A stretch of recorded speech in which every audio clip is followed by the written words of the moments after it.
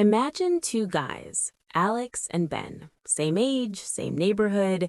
They've both had to work hard for everything they have. No trust funds, no handouts, no lucky breaks. They turn 40 on the same day. But by 55, everything is different. Alex wakes up without an alarm, with the freedom to decide what to do with his day. His money works for him while he sleeps. On the other hand, Ben is still grinding, checking his balance before every grocery trip, counting the years left until he can finally take a breath. So here's the uncomfortable truth.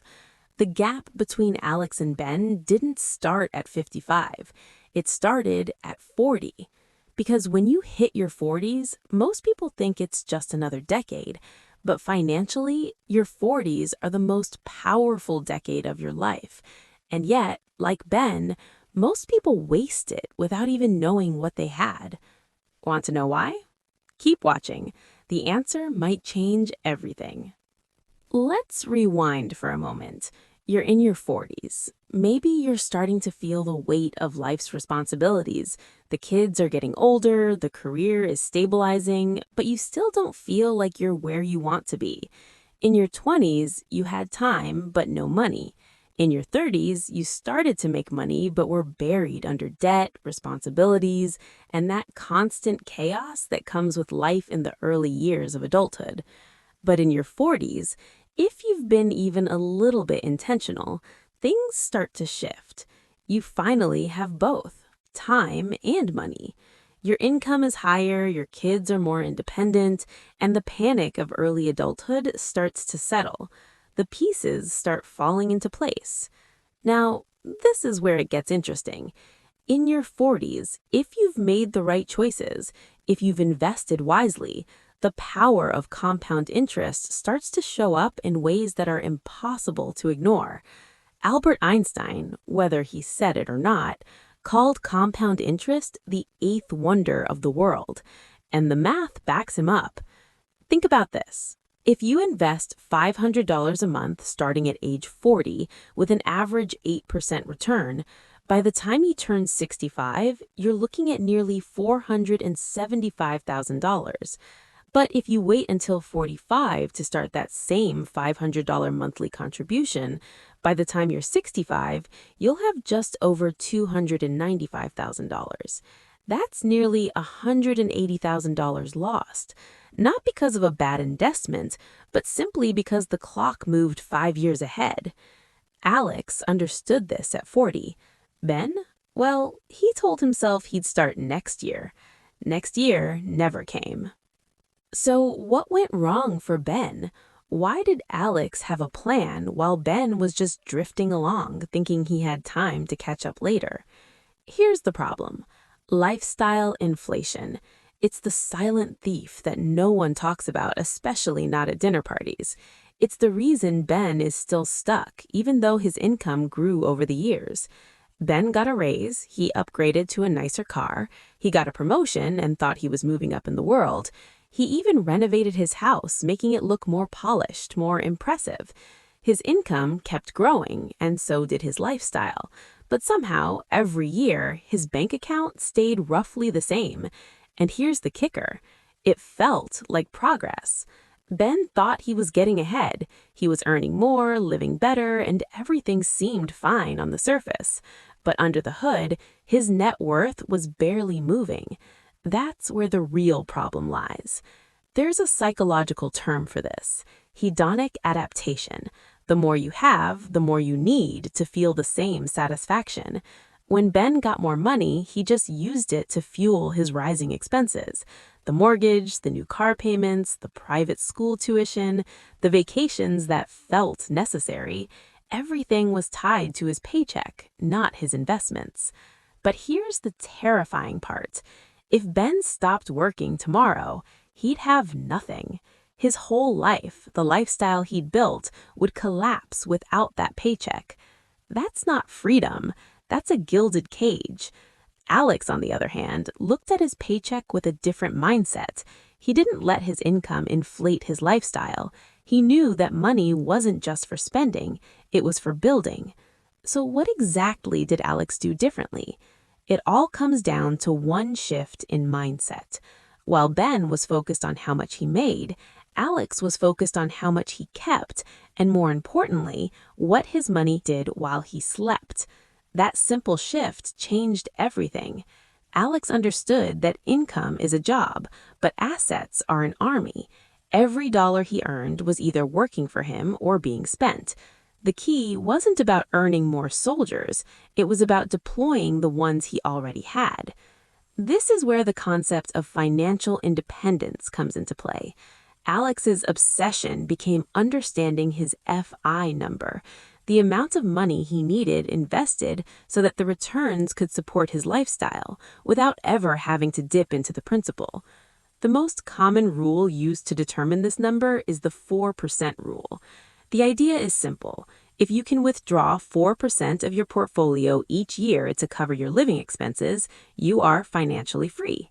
So if Alex needed $60,000 a year to live, his FI number would be $1.5 million. Sounds like a lot, right? But knowing that number gave Alex a target, a goal to work toward. And once you have a target, your behavior starts to change. Ben, on the other hand, never had a target. He just spent what was left after paying the bills. He never calculated how much he needed to actually be free. No plan, no target, no urgency. And that's why Alex's wealth accelerated over the years. By mid-40s, his strategy was gaining real traction. The power of having a target, a plan, and deploying money with purpose was working in Alex's favor. Now, let's get into the specific decisions that set Alex apart from Ben. These weren't drastic, one-time decisions. They were small, consistent choices that compounded over time, creating a clear path to financial freedom. And it all started with the mortgage. Both Alex and Ben were at the same point in their 40s, in the middle of their mortgages, but their approaches couldn't have been more different. Ben refinanced his home and pulled out equity to renovate his kitchen. It felt like a smart move. The house looked great and it made him feel like he was upgrading his life. But Alex saw that same equity differently. He didn't see a way to improve his kitchen, he saw capital. Instead of upgrading his home, he put that money into income-producing assets. One decision built a stronger, more beautiful house. The other decision built an exit door from the grind of working for a paycheck. The second major decision that separated Alex from Ben was their approach to retirement. Every year, Alex maxed out his 401k, no exceptions. And once he hit 50, he took advantage of the catch-up contribution option, an additional $8,000 annually that Ben didn't even know existed. Alex knew that time was his biggest asset, and he used every opportunity to maximize his retirement savings. Ben, on the other hand, only contributed enough to get the employer match, thinking that would be enough. But that gap, the extra contributions Alex made every year, compounded over time. By the time Alex was in his mid-40s, the difference in their retirement accounts was huge. But here's where it really gets uncomfortable. The third choice Alex made was income diversification. Alex knew that relying on a single stream of income was risky.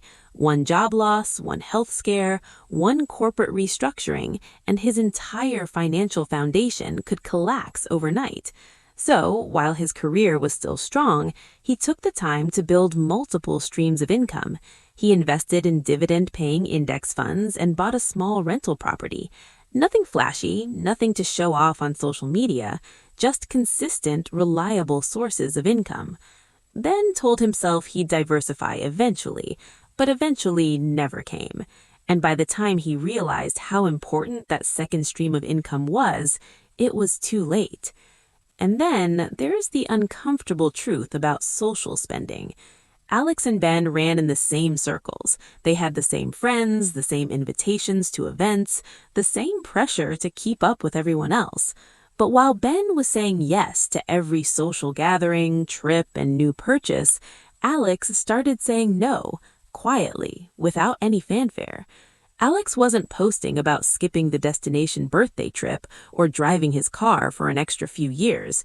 He just made the choice over and over again, day by day.